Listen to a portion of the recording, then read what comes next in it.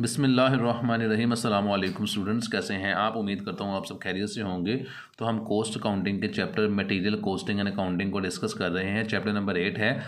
इसके अंदर जो आज हमारा टॉपिक है वो है EOQ, जिसे कहते हैं इकोनॉमिक ऑर्डर क्वांटिटी।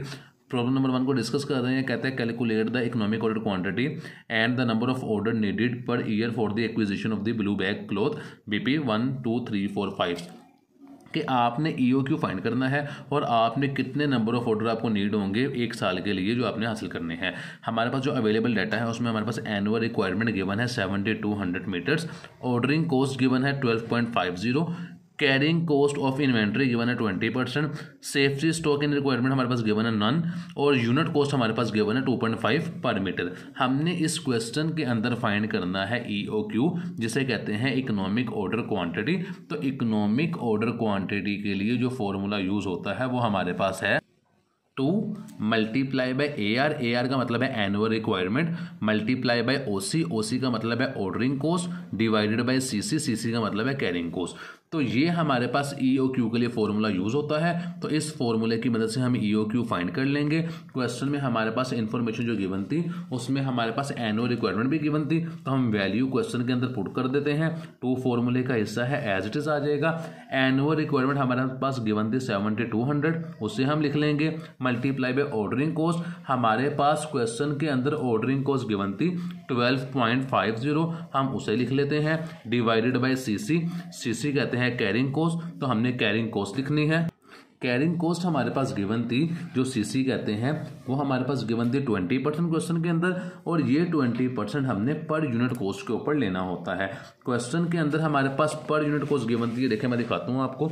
हमारे पास पर यूनिट कॉस्ट गिवन थी 2.50 और कैरिंग कॉस्ट गिवन थी 20%। तो इस पर यूनिट कॉस्ट के ऊपर हम 20% लेंगे तो हमारे पास कैरिंग कॉस्ट आ जाएगा। तो यहाँ पे मैं लिख देता हूँ 2.50, ये पर यूनिट कॉस्ट है। इसका 20% लूंगा तो ये मेरे पास कैरिंग कॉस्ट आ जाएगी। ऊपर अंडर रूट है तो हम इसके ऊपर अंडर रूट लगा देंगे। ये फॉर्मूला है EOQ का, तो यहाँ पे लिख देते हैं EOQ। अब इसकी थोड़ी सी हम वर्किंग कर लेते हैं। ऊपर वाली तीनों वैल्यू को मल्टीप्लाई करेंगे तो मेरे पास जो वैल्यू आएगी वो मेरे पास वैल्यू आती है 2 मल्टीप्लाई 7200। तो 2 को मल्टीप्लाई करना है 7200 से, मल्टीप्लाई कर देना है ऑर्डरिंग कॉस्ट से जो कि 12.50 है। तो इसका आंसर मेरे पास आता है 1,80,000। यहाँ पे लिख देते हैं 1,80,000। इसको हमने डिवाइड करना है CC पे। CC दी हमारे पास कैरिंग कॉस्ट जो कि 2.50 पर यूनिट कॉस्ट की। इसका हम 20% लेंगे, तो इसका 20% लेते हैं तो मेरे पास जो कैरिंग कॉस्ट आ रही है वो 0.5 आ रही है। तो यहाँ पे मैं 0.5 लिख देता हूँ। 1,80,000 को डिवाइड करेंगे 0.5 पे, तो 1,80,000 डिवाइडेड बाय 0.5, तो इसका आंसर आता है मेरे पास 3,60,000। 3,60,000 को हम यहाँ पे अंडर रूट के अंदर लिख लेंगे। इसका अंडर रूट ले लेते हैं तो अंडर रूट आंसर, तो मेरे पास जो EOQ का आंसर आ रहा है वो EOQ का आंसर मेरे पास आ रहा है इसमें 600। तो यहाँ पे मैं लिख देता हूँ EOQ, तो इसका मेरे पास आंसर आया 600। अब हम इसका प्रूफ कर लेते हैं, तो यहाँ पे से प्रोमिनेंट कर देते हैं। EOQ का मेरे पास आंसर आया 600। अब हम इसके नंबर ऑफ ऑर्डर जिसको हम प्रूफ कहते हैं वो हम हल कर लेते हैं नेक्स्ट पेज पे। नंबर ऑफ ऑर्डर जिसको हम प्रूफ भी कहते हैं उसे हल करने के लिए हमें ये सब कुछ लिखना पड़ेगा। फर्स्ट वन है एनुअल रिक्वायरमेंट, आपने शॉर्टकट नहीं लिखना है। नंबर 2 है ऑर्डर साइज, नंबर 3 है नंबर ऑफ ऑर्डर, नंबर 4 पे है जी ऑर्डरिंग कॉस्ट, नंबर 5 पे है एवरेज इन्वेंट्री, नंबर 6 पे है कैरिंग कॉस्ट, और नंबर 7 पे है टोटल कॉस्ट। ये आपने 1 2 3 4 5 6 7 कॉलम बनाने हैं।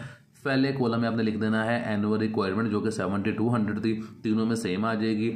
सेकंड कॉलम में लिखना है आपने ऑर्डर साइज। ऑर्डर साइज में जो आपका EOQ का आंसर आया होगा उसे आपने सेंटर में लिख देना है। ऊपर और नीचे आपने एक ही वैल्यू को ऐड और लेस करके लिख देना है। जैसे इसके अंदर से मैं अगर 100 को माइनस करूं तो वो बनता है मेरा 500, और इसी के अंदर अगर मैं 100 ऐड करूं तो मेरे पास 700 आ जाएगा। जिस वैल्यू को आपने एडलेस करना है वो सेम होनी चाहिए। उसके बाद हमने निकालना है नंबर ऑफ ऑर्डर। वो कैसे निकालेंगे? एनुअल रिक्वायरमेंट को ऑर्डर साइज पर डिवाइड करेंगे तो नंबर ऑफ ऑर्डर आ जाएगा। तो हमने 7200 को डिवाइड कर देते हैं 500 पे, तो 7200 डिवाइडेड बाय 500, तो मेरे पास आंसर आएगा इसका 14.4। तो यहाँ पे लिख लेते हैं 14.4। इसी तरह बाकी दोनों को भी कर लेते हैं। 7200 डिवाइडेड बाई 600, उसका जवाब आता है मेरे पास 12। और नीचे 7200 डिवाइडेड बाई 700, तो उसका जवाब मेरे पास आता है जी 10.28। ये मैंने निकाल लिया यहाँ पे ऑर्डर साइज। अब हमने निकालना है जी ऑर्डरिंग कॉस्ट। ऑर्डरिंग कॉस्ट हम कैसे निकालते हैं, तो नंबर ऑफ ऑर्डर को हमने मल्टीप्लाई करना होता है ऑर्डरिंग कॉस्ट से। ऑर्डरिंग कॉस्ट निकालने के लिए नंबर ऑफ ऑर्डर आए हैं 14.4, 12 और 10.28। इसको तीनों को हमने 1 बाय 1 मल्टीप्लाई करना है ऑर्डरिंग कॉस्ट से, जो हमारे पास क्वेश्चन के अंदर गिवन थी EOQ के अंदर, ये वाली वैल्यू 12.50 से। तो इससे हमने मल्टीप्लाई करना है, ये ऑर्डरिंग कॉस्ट थी, इससे हमने मल्टीप्लाई कर देना है नंबर ऑफ ऑर्डर को।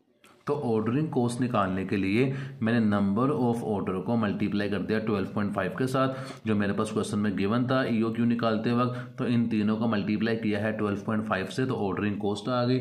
इसके बाद मैंने निकालनी है एवरेज इन्वेंट्री। एवरेज इन्वेंट्री कैसे निकालते हैं, एवरेज इन्वेंट्री निकालने के लिए हमने ऑर्डर साइज को डिवाइड कर देना है 2 के ऊपर। जब हम ऑर्डर साइज को 2 के ऊपर डिवाइड करेंगे तो हमारे पास एवरेज इन्वेंट्री आ जाएगी। तो 500 को 2 पे डिवाइड किया, मेरे पास आ जाएगा 250। 600 को 2 पे डिवाइड किया, 300 आ जाएगा। 700 को 2 पे डिवाइड किया तो 350 आ जाएगा। ये मेरे पास एवरेज इन्वेंट्री आ गई। अब हमने निकालना है CC, जिसे कहते हैं कैरिंग कॉस्ट। तो कैरिंग कॉस्ट निकालने के लिए एवरेज इन्वेंट्री को आपने कैरिंग कॉस्ट से मल्टीप्लाई कर देना है। एवरेज इन्वेंट्री गिवन है 250, इसे मल्टीप्लाई कर देना है कैरिंग कॉस्ट से, जो आपके पास क्वेश्चन के अंदर 0.5 आई थी। ये जो 0.5 आई थी, इससे आपने मल्टीप्लाई कर देना है। तो जब मैंने 250 को मल्टीप्लाई किया 0.5 से, तो पहली कैरिंग कॉस्ट आई है 125। 300 को मल्टीप्लाई करते हैं 0.5 से, तो आएगा 150। इसी तरह 350 को मल्टीप्लाई कर देते हैं 0.5 से, तो 350 मल्टीप्लाई 0.5, ये आता है 175। ये मेरे पास कैरिंग कॉस्ट आ गई है। अब हमने निकालनी है टोटल कॉस्ट। तो कैरिंग कॉस्ट को टोटल कॉस्ट को निकालने के लिए आपने ऑर्डरिंग कॉस्ट को और कैरिंग कॉस्ट को, इन दोनों कॉस्टों को जमा कर देना है, तो आपके पास टोटल कॉस्ट आ जाएगी। इन्हें प्लस कर देते हैं। फर्स्ट वाली है 180, प्लस कर देंगे इसके अंदर 125, तो टोटल कॉस्ट आ जाएगी 305। ये दोनों को मैंने प्लस कर दिया। इसी तरह 150 और 150 को प्लस करेंगे तो 300 आ जाएगा। इस तरह इन दोनों को प्लस कर देते हैं। 128.50 प्लस 175, तो मेरे पास जो टोटल कॉस्ट आएगी वो मेरे पास आती है 303.5। तो ये मेरे पास इस क्वेश्चन का टोटल आंसर आ गया है। हमने नंबर ऑफ ऑर्डर निकालने थे, तो जो सेंटर वाली वैल्यू होती है वो नंबर ऑफ ऑर्डर होते हैं। ये मेरे पास नंबर ऑफ ऑर्डर 12 आ जाएगा। तो नंबर ऑफ ऑर्डर यहाँ पे लिख लेते हैं। इसको प्रूव करना भी ज़रूरी होता है। Number of order is equal to मेरे पास आ जाएंगे 12। तो यही दो चीज़ें उसने फाइंड करने के लिए हमें कही थी क्वेश्चन के अंदर। तो हमारा आंसर भी मैच कर गया है। तो हमने जो नंबर ऑफ ऑर्डर प्लेस करने हैं एक ईयर में वो 12 करने हैं, और EOQ का आंसर हमारे पास 600 आया था। इसके साथ ही वीडियो हमारी मुकम्मल हो गई है। इंशाल्लाह नेक्स्ट क्वेश्चन में आपसे मुलाकात होगी। तब तक के लिए अपना ख्याल रखिएगा। अल्लाह हाफिज़।